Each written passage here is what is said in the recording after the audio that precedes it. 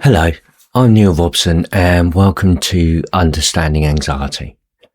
I'd like to begin today's conversation with a question.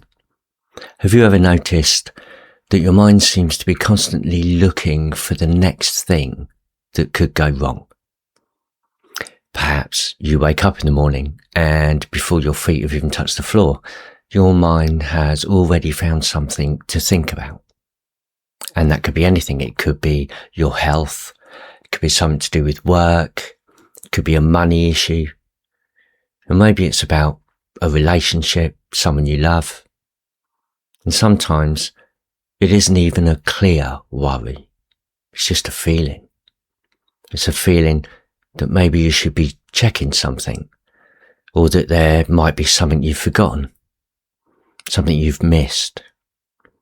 And that might be something you ought to be thinking about.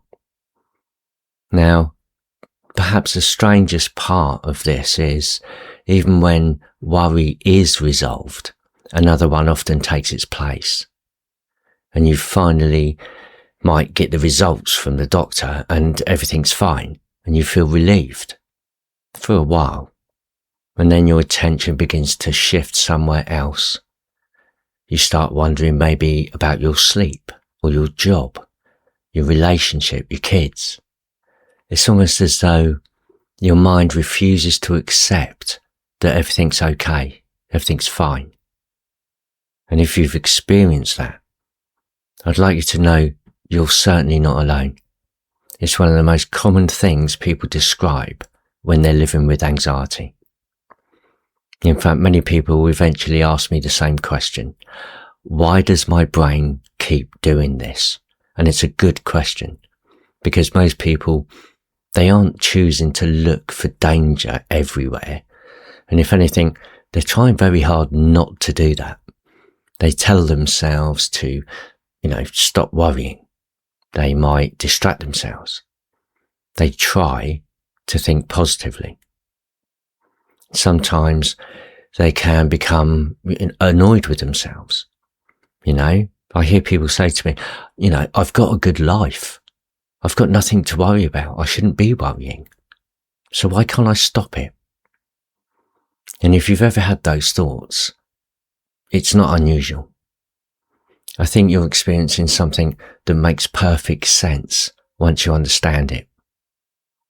And one of the things I've noticed over the years is that people often imagine the brain as something that simply reacts to the world. But really that's only part of the story, because your brain is constantly trying to work out what might happen next. It does this without you ever noticing it. It makes tiny predictions all day long. Will this cup of tea be too hot? I wonder if that person's going to smile back at me. Will the traffic lights change before I get there? And most of those predictions are so ordinary that they simply pass unnoticed. It's part of being human. But when anxiety becomes part of the picture, something changes. Those predictions begin to lean towards danger. And it's not because you're negative in any way. It's not because you've failed in any way. And it's certainly not because you're weak. But because your brain has started giving extra importance to anything that might help keep you safe. So let's think about your email inbox just for a minute. Every day, hundreds of millions of emails are filtered automatically. Most go where they should go. Important emails arrive in your inbox. Spam goes to the junk folder. And you barely notice this system's working. So imagine that overnight your spam filter becomes extremely cautious, and suddenly it starts treating perfectly normal emails as suspicious. Messages from your family end up in the junk folder. Emails from work disappear. Your bank's message is marked as possible spam. Now, the filter isn't broken. It's trying so hard to protect you from unwanted emails that it starts making mistakes. And I think anxiety can sometimes be understood in a similar way. Your mind begins treating perfectly ordinary experiences as though they deserve your urgent attention. Okay, so you might have a small ache, a passing thought. You might get a moment of dizziness after standing up too quickly. You might get an unexpected bill. You might have a missed phone call. Now, none of these things automatically mean that there's a problem, but an anxious mind may temporarily label them as important. Could be pay attention, don't ignore this. What if this matters? And the interesting thing is that once your attention's been pulled towards something, it's very difficult to simply ignore it. I mean, have you ever tried not to think about something? It rarely works. In fact, the harder you try not to think about it, the more your mind seems to kind of just bring it back. And that can leave people believing they're somehow creating the anxiety themselves. Now, I don't see it that way. I think your attention has simply been captured. And once attention is captured, the mind naturally starts asking questions. What does this mean? Should I be worried? What if it gets worse? And those questions feel sensible at the time. After all, if there were really danger, asking questions would probably help. The difficulty is that anxiety often asks those same questions when there isn't a genuine emergency. So your mind begins investigating something that never actually needed investigating in the first place. And the longer that investigation continues, the more real the danger begins to feel. And before long, you've forgotten where the whole process started, because you've become caught up in trying to find certainty, answers. The difficult part is that certainty can be very hard to find, especially about the future. None of us knows exactly what tomorrow's going to bring. Yet anxiety often behaves as though certainty is possible, if only we think hard enough. And that's going to leave you trapped in the anxiety loop, the thinking, checking, wondering, thinking again. And it's not because you're doing something wrong, but because your mind believes that if it keeps searching, eventually it'll find the answers that's going to finally allow you to relax. And the strangest thing is that for many people, that moment never quite arrives. Instead, one question is replaced by another. One doubt becomes the next. One uncertainty leads to another uncertainty, which it tells us something important.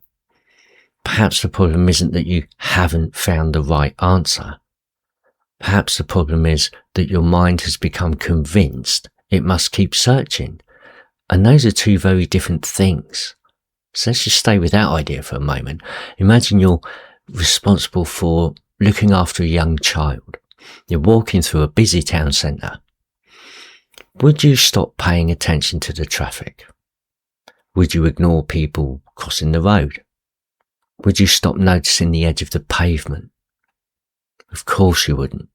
And it's not because you're anxious. It's because you're responsible for keeping someone safe. Now imagine that your brain starts treating you in exactly the same way. It begins believing that your safety depends on constant observation, constant checking, constant awareness. So from its point of view, relaxing would feel irresponsible. And that's why simply telling yourself to stop worrying rarely works, because another part of your mind quietly replies, but what if I miss something important? When you understand that, something else starts to make sense.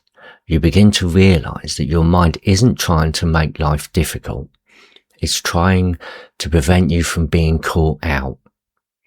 And that's a very different way of looking at anxiety. Over the years, I've met many people who tell me, I feel exhausted. And it's not because they've been physically active. It's because they've been mentally alert all day. Imagine spending every waking hour scanning your environment, listening to every sensation in your body, questioning every thought, looking for that reassurance, checking in with yourself. Do I still feel anxious? Watching other people's reactions, trying to predict what might happen tomorrow. And that's all going to take an enormous amount of energy. And it's no wonder that anxiety can leave people feeling completely drained. And something else often happens that people don't always notice. The more time you spend searching for danger, the more familiar danger begins to feel. It's a little like walking into a room every day looking for dust.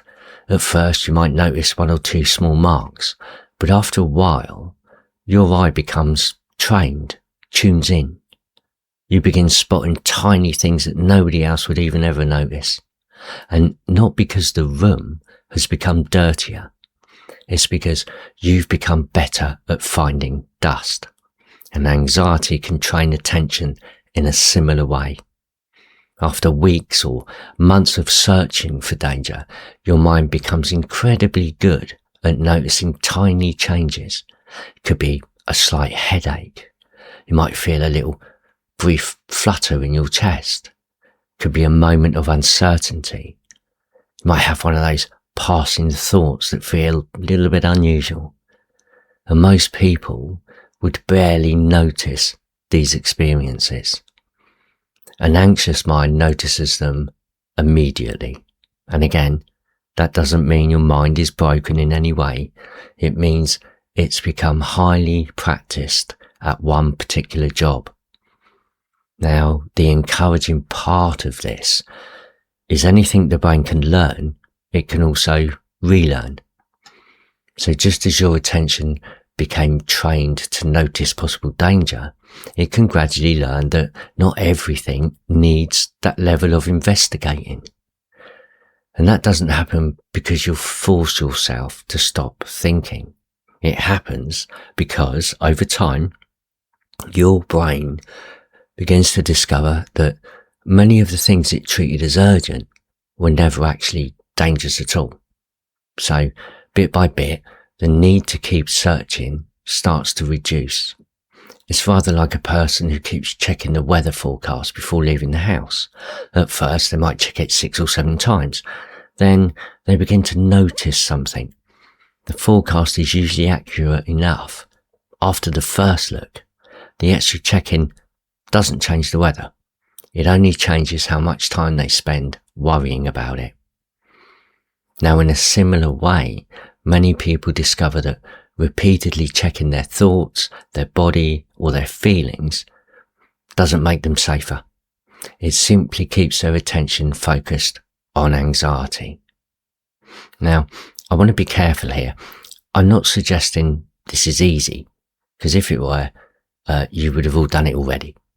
Recovery isn't about deciding one morning, never to worry again. It's about gradually teaching your mind that it doesn't have to stay on guard every minute of the day, and it takes patience. It takes repetition. And it often takes kindness towards yourself as well. Because if every anxious thought is followed by frustration or self-criticism, your mind can begin treating the anxiety itself as another problem to solve. And sometimes one of the most helpful questions you can ask isn't, how do I stop this thought? It's, what is my mind trying to protect me from right now? And you may not know the answer, but asking the question changes the conversation. Instead of fighting your own mind, you're becoming curious about it. And curiosity is very different from fear. Now, before we finish today, I'd like to leave you with one thought. The next time you notice your mind searching for the next thing to worry about, perhaps you just take a pause for a moment, not to make the thoughts disappear, not to force yourself to relax, simply to recognize what's happening. You may be watching a mind that has become very good at trying to keep you safe. And that doesn't mean every warning it's going to give you is accurate.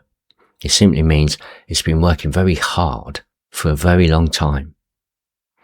So I hope today's conversations helped you understand a little bit about anxiety, maybe trying to put a little bit more clarity into it, because understanding is often where recovery begins.